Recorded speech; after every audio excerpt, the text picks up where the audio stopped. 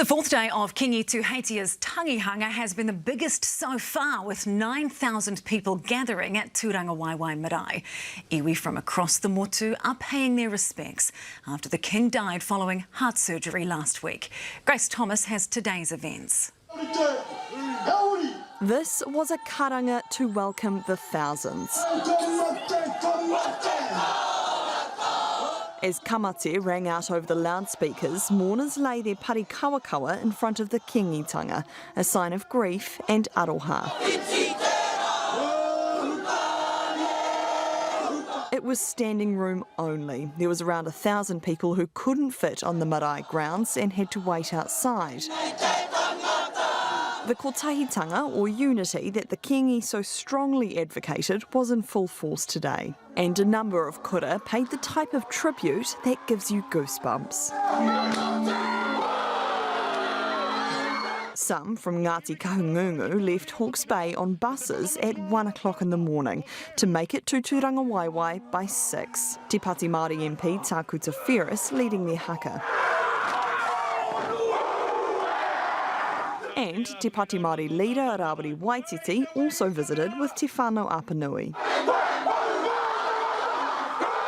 Travelling all the way from Te Waipounamu, the South Island, Ngāi Tahu paid their respects too.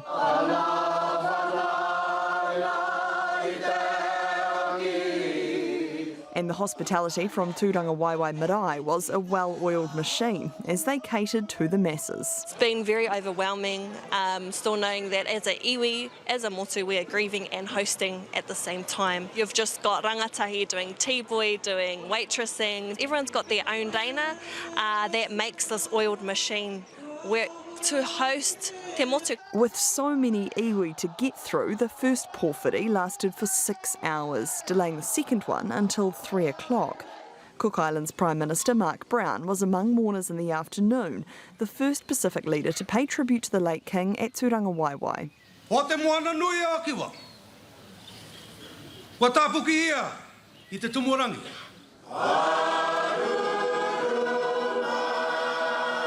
Pōwhiri will continue tomorrow, and the King's Council, Te Kaumara, are set to meet with iwi leaders to discuss the criteria for selecting the next Māori monarch.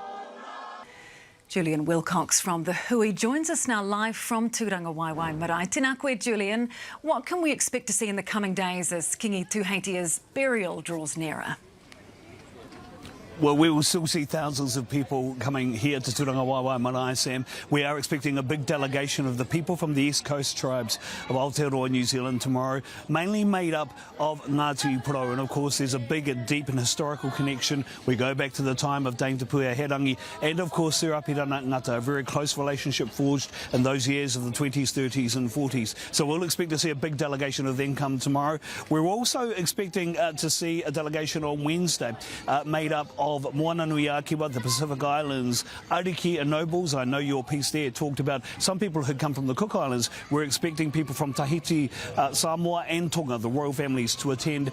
And then, of course, on Wednesday as well, we expect some of the members of Parliament to make their way here. So there's still 2 big days to go before the burial, which will take place on Thursday.